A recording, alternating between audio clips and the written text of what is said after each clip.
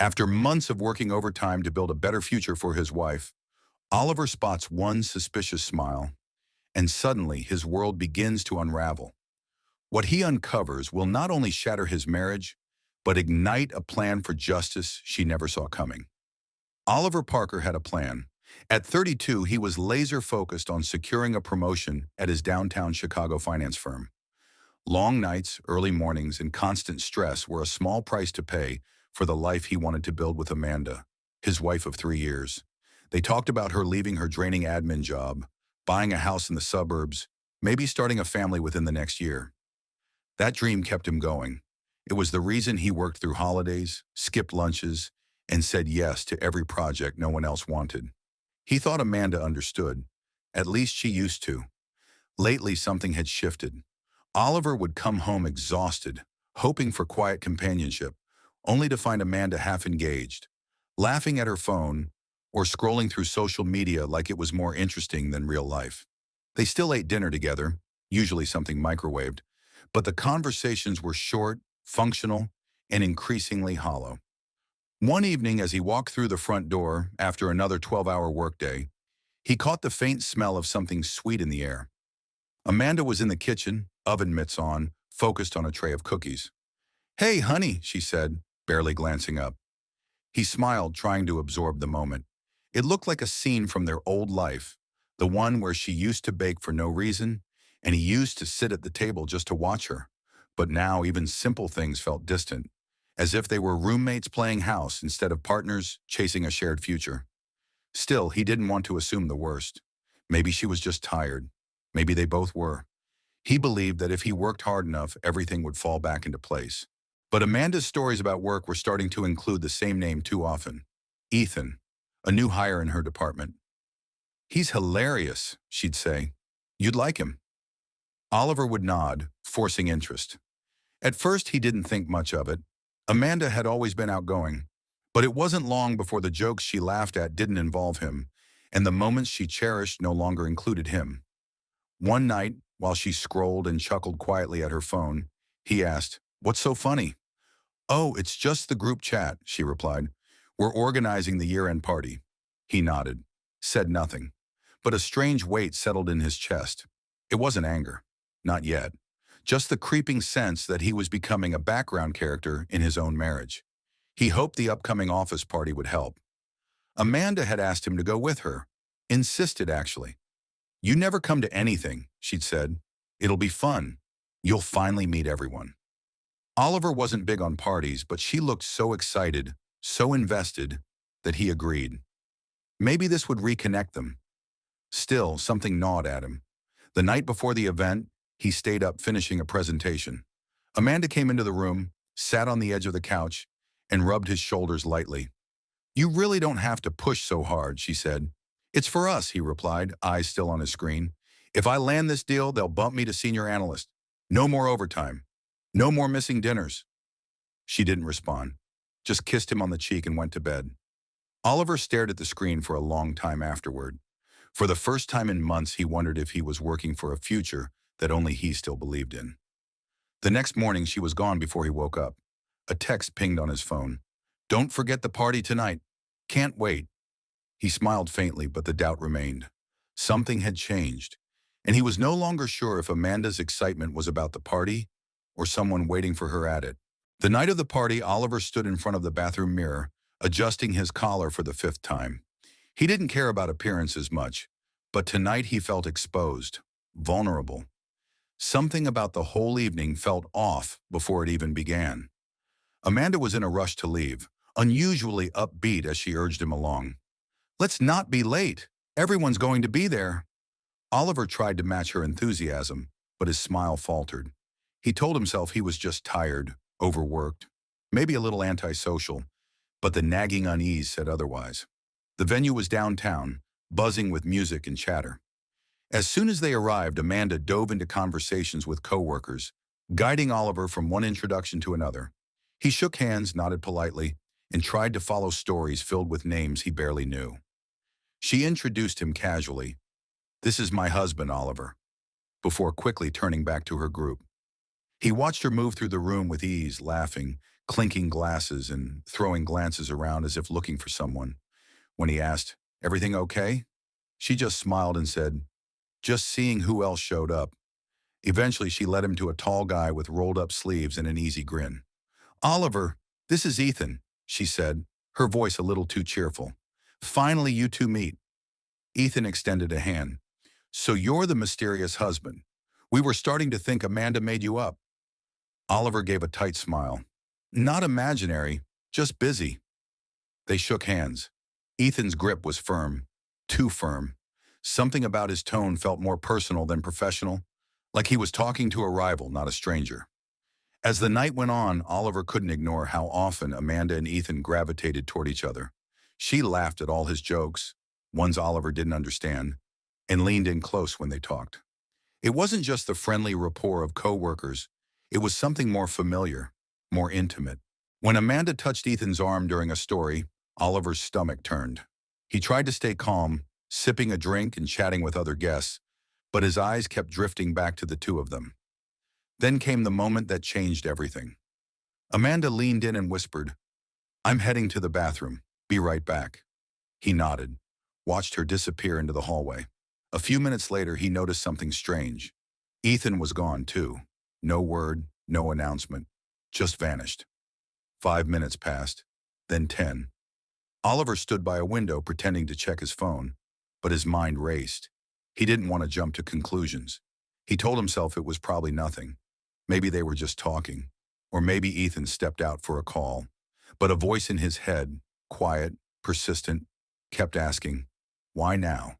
Why together?" When Amanda finally returned, something about her seemed off. Her hair was slightly tousled, her cheeks flushed. She smiled, but not at him.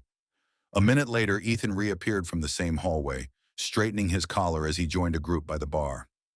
Neither looked at each other. In fact, they seemed to avoid it entirely. Oliver said nothing.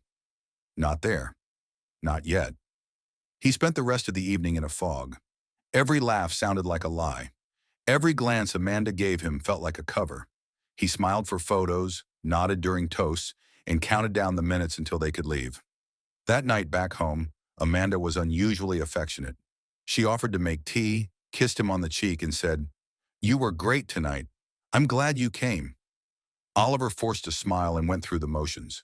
When she went upstairs to shower, he sat in silence, staring at the spot where she'd left her phone. For months, he had resisted the urge.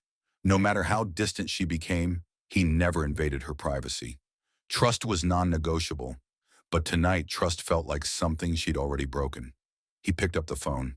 It was locked, but he knew the passcode, their wedding date. The screen lit up. His heart pounded. At the top of her messages, "Ethan." He opened the thread. "Ethan, I can't stop thinking about you. Last night was perfect." Amanda. "Me too. I wish we didn't have to sneak around." Oliver's hands went cold. He scrolled further. References to meetups, excuses she had given him, messages filled with affection that used to be his. There was no room for doubt, no misinterpretation. Amanda was cheating. He dropped the phone back on the table like it burned him. His mind raced. Rage, grief, disbelief, all tangled together. But above it all was a single thought. She looked me in the eye and lied. When Amanda came downstairs wrapped in a towel, she smiled and asked, "Everything okay?" Oliver nodded slowly. "Just tired," he said. That night, as she fell asleep beside him, he stared at the ceiling, eyes wide open. His marriage was over. He just hadn't told her yet. The next morning, Oliver woke before the alarm. Amanda was still asleep, curled up beside him, unaware that the life she thought she was living had already unraveled. He lay still for a while, staring at the ceiling, his mind racing, not with rage, but with calculation. He wouldn't shout. He wouldn't give her the satisfaction of drama or pity. He needed the truth documented, undeniable, and final. After Amanda left for work, Oliver called a private investigator. "Name's Richard, discreet, fast." "What are you looking for?" the voice on the other end asked. "Proof," Oliver said. "I already know what's happening. I need something she can't lie her way out of." "You'll have it," Richard replied. With that, the plan began. Over the next week, Oliver moved through life like a man running two versions of himself. One sat at meetings, responded to emails, and made small talk like everything was fine. The other monitored Amanda's movements, waited for updates from Richard, and quietly filed the initial paperwork for divorce. Amanda, meanwhile, seemed oblivious. She talked about work as usual, mentioned Ethan's name once or twice, even joked about how distant Oliver had been lately. "You need to relax," she said one evening. "Everything's fine." Oliver didn't respond. 4 days later, his phone buzzed with a message from Richard. "Got what you need. Call me." They met in the investigator's downtown office the next morning. No handshakes, no small talk. Richard opened a folder and spread out photos. Amanda and Ethan entering a motel. Amanda leaving 3 hours later. Ethan's arm around her waist. Receipts matched to dates Amanda had claimed she was working late. Screenshots of texts confirming times and locations. "There's more," Richard said, "but this should be enough." Oliver nodded numb. "It is." He left the office with the envelope in hand, walked to a nearby bench, and sat in silence. There was no longer room for doubt or hope. The marriage was already dead. It just hadn't been buried. That evening, Amanda texted to say she'd be home late. "Team dinner," she said. Oliver replied, "No problem."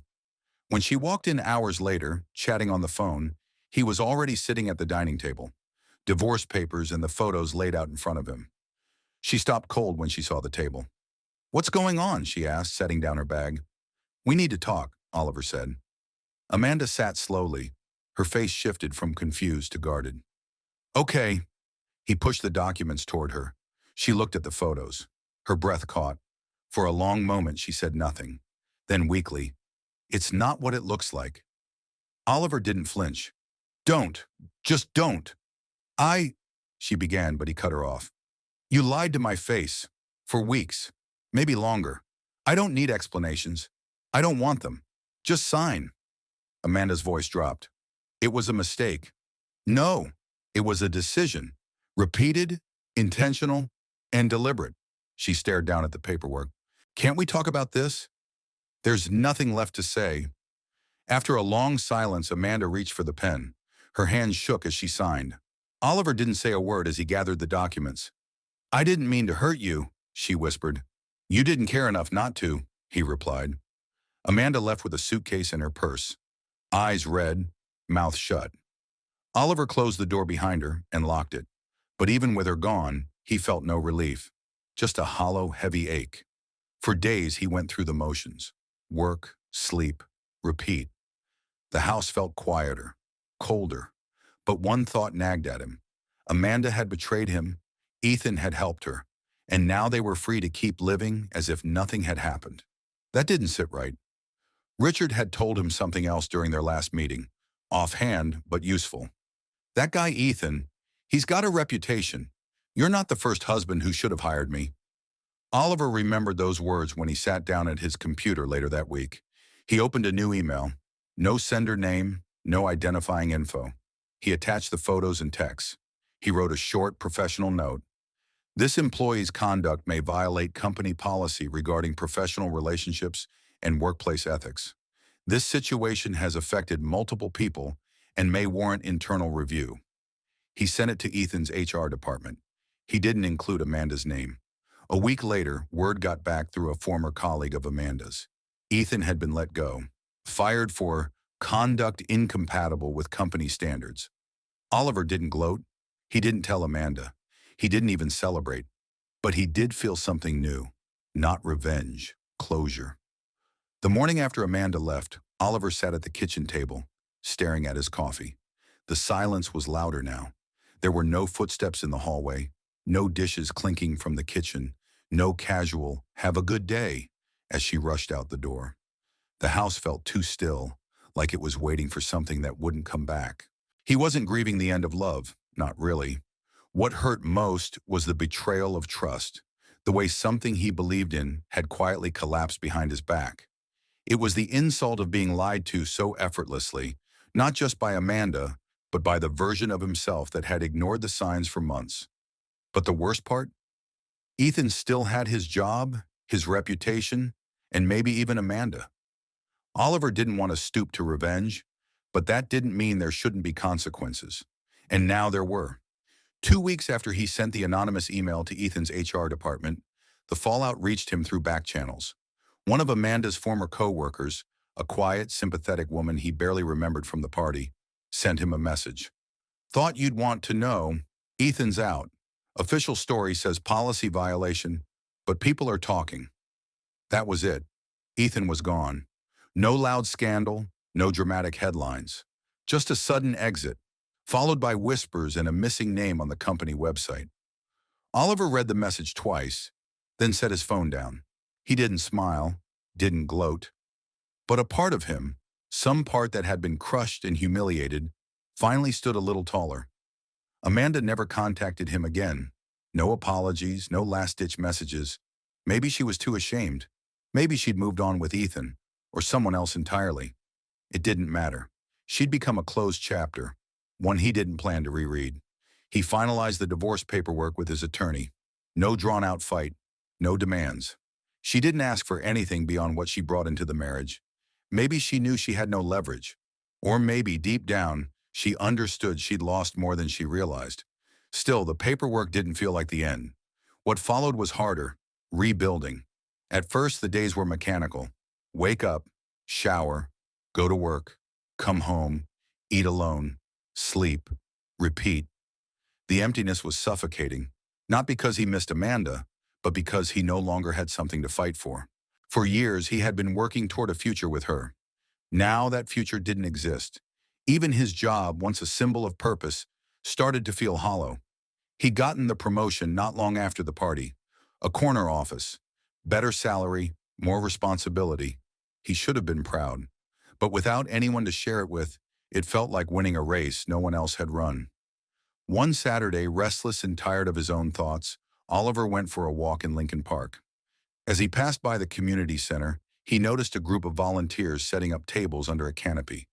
They were handing out food, sorting donations, helping people who clearly had far bigger problems than a broken marriage. He lingered for a few minutes, just watching. One of the volunteers noticed and walked over. "Need a hand?" the man asked. "We could use one." Oliver hesitated, then nodded. That afternoon, he stacked boxes, served meals, and listened to strangers talk about survival. Real survival. Homelessness, job loss, addiction, grief. Their stories weren't wrapped in shame. They spoke plainly, without pity or pretension, and yet they smiled more than he had in weeks. By the end of the day, his back hurt, but his mind was clearer than it had been since Amanda's betrayal. The following weekend, he returned. No one asked questions. They just welcomed him back like he'd always been part of it. Week by week, he found himself showing up early, staying late, talking with regulars, offering rides, sorting clothes, learning names. Helping others gave his pain a place to go. Then during a school supplies drive, he met Clara. She was a local teacher who volunteered during breaks. Their first conversation was short, just logistics about sorting backpacks. But her directness caught his attention. She wasn't overly warm or dramatic, just real. Over time, those brief exchanges turned into longer ones. Conversations over coffee, then dinners, then walks through the same park where they'd met. Clara wasn't Amanda. She didn't flatter him, didn't play games, didn't expect him to be someone he wasn't. She asked real questions, listened, and she never once made him feel like a placeholder. They weren't rushing into anything. There was no need. But for the first time in a long while, Oliver didn't feel like he was starting over. He felt like he was starting right. Months passed. The city changed with the seasons, and so did Oliver. He no longer avoided the house. The silence that once felt like a punishment had become something else. Space to think, room to heal. He kept volunteering on weekends, but it wasn't just to distract himself anymore. It gave him a sense of purpose that work never had. And slowly his life began to take shape on new terms. Clara became a steady part of that picture. They didn't rush anything. There were no grand declarations, no dramatic moments, just time spent honestly, talking, sharing meals, helping others, learning about each other without pretense. Their connection wasn't built on old wounds or rebound emotions, but on respect and transparency. Oliver was cautious. At first, he kept parts of his past quiet, not to hide them, but because he didn't want his story with Clara to be defined by betrayal. Eventually, he told her everything: the affair, the lies, the divorce, and how he'd handled it. She listened carefully and asked only one question. What did you learn from it? Oliver thought for a moment before answering. That you can't make someone stay loyal by giving more. You can't outwork neglect. And sometimes love isn't lost. It was just never really shared. Clara nodded. And what about now? He looked at her, calm and sure. Now I'm not trying to prove anything. I'm just living honestly. That honesty became the foundation of their relationship. Oliver also learned to forgive, but not in the way people often mean it. He didn't excuse Amanda's betrayal. He didn't pretend it didn't matter. Forgiveness for him meant letting go of the version of himself that held on to anger. It meant not letting what she did shape every decision he made going forward. He didn't seek closure from her. He didn't need it. Her silence had said enough. One day, while organizing donations at the community center, he overheard someone say, "Life will knock you down, sure, but it also gives you a hand if you're willing to reach for it." It stuck with him, not because it was profound, but because it was real. That was the difference now. He wanted real, not perfect, not idealized, just something built on truth.